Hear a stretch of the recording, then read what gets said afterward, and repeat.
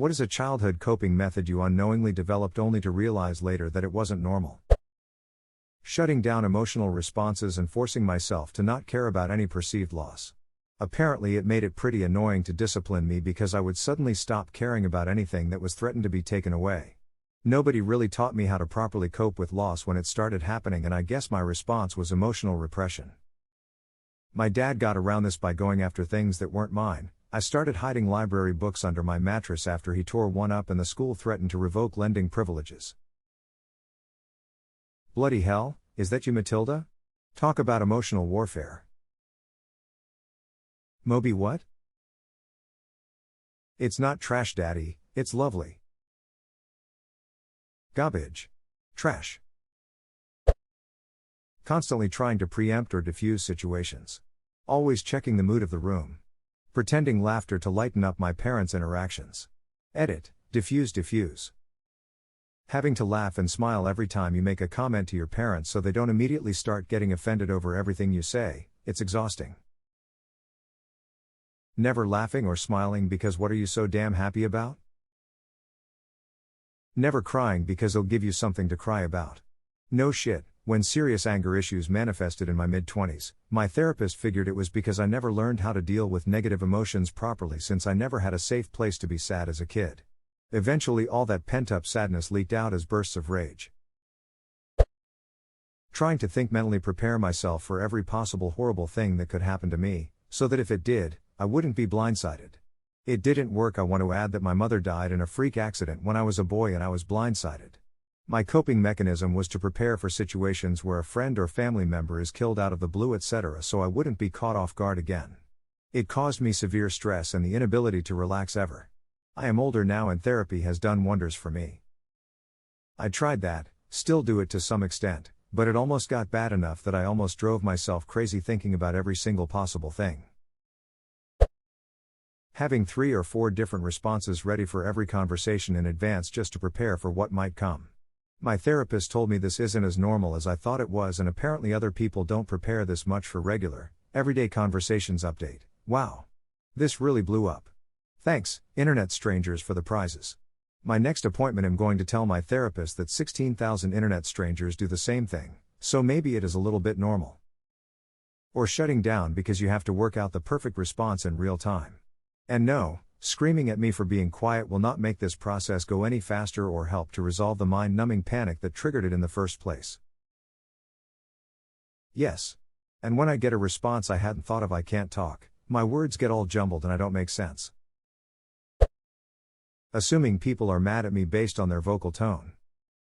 Overanalyzing, jut like me. Welcome to the club. Blocking out all background noise to avoid emotional damage from whatever's going on. I know that. It's like flipping a switch. It's most noticeable to myself when I'm watching a movie and a scene comes on that triggers some kind of memory, and so you mentally switch from being in tune with the movie to staring at the box on the wall while the pictures on it move. Completely removes all emotion. I think I do this during arguments with my wife. I have a tendency to not look at her and not listen when things get really heated. My parents used to argue a lot, which I used to tune out, and I've never really put the two things together. I've been working on not doing this, because we pride ourselves on good communication, and am I duck letting my marriage turn into my parents? I learned to lie rather convincingly. I was petrified of getting in trouble for the smallest things that I learned to hide quite a bit. I had such high anxiety as a kid. One of the neighbor's kids constantly lies. Well, sort of. I started doing some behind-the-scenes groundwork and figured out she tells compounded white lies that unravel on her constantly. I'm assuming completely because lying is her life raft. Many people have written her off as a pathological liar. Anyway, she moved out of home, 16, and now doesn't have bags under her eyes, and she actually looks like she has a healthy amount of muscle fat, whereas before she was stick thin. Her mom makes out that she's not doing that well out of home, but she seems happier and has more constructive conversations. I'd about you, but something's up when your kid ditches you that young. She seems happier and has more constructive conversations. I don't know the situation or your relationship with her, but maybe you can tell her that? I have. That's so nice. Saying I am sorry all the time. Yes, and when someone says you don't have to say sorry and or gets mad at you for saying sorry, you get in a loop for saying sorry for saying sorry for saying sorry for saying sorry. Nowadays it's a lot better than it was. But whenever I feel bad I just keep repeating it. Edit to add, thanks for the many replies and the wholesome thread you created. I'm so happy to see that a lot of you ask and give advice and help support each other. I saw a lot of helpful tips, not only for people who say sorry all the time but also the people that have friends, partners, etc. that do this. Thanks again everyone. I try to react as much as possible. You're the best. I do it all the time. My boyfriend and his friend, who we spend a lot of time with, also do it all the time.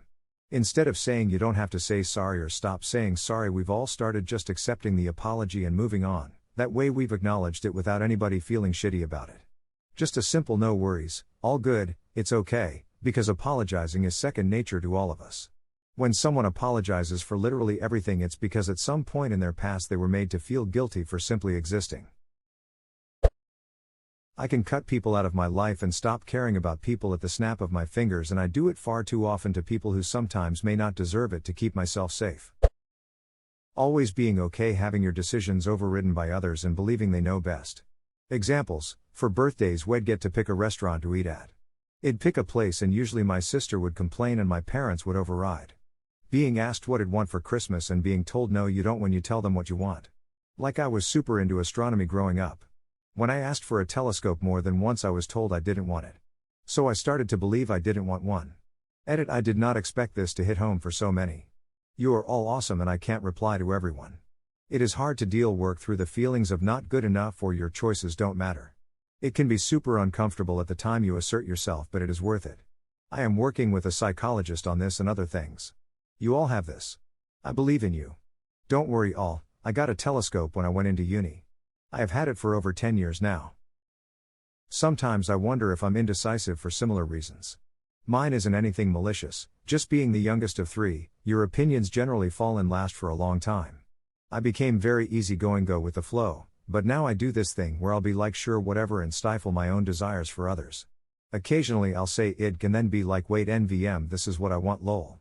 Edit: after all these comments I think it's just from having strong-willed siblings lol.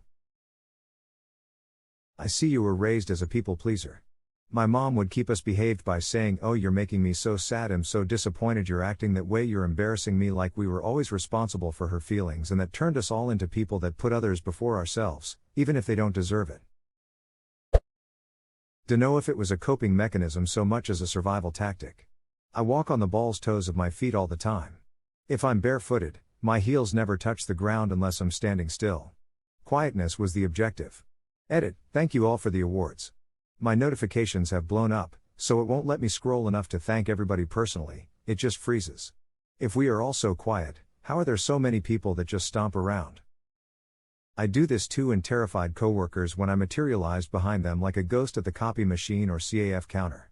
They called me the ghost, and I laughed along, but kept to myself that I also knew where the exits were and what was between them and myself at any given moment.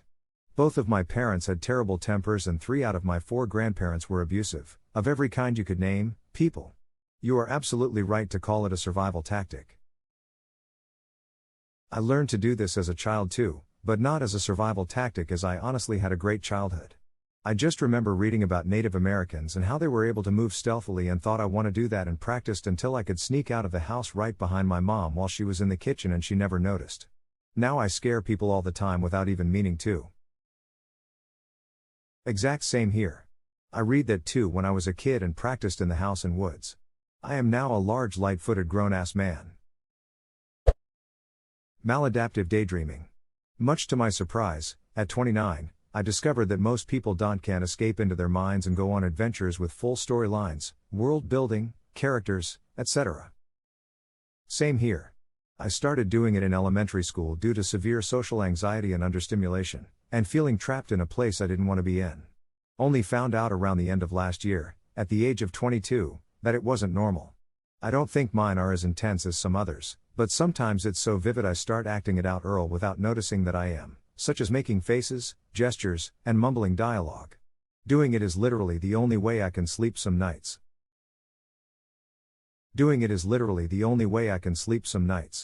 Yes.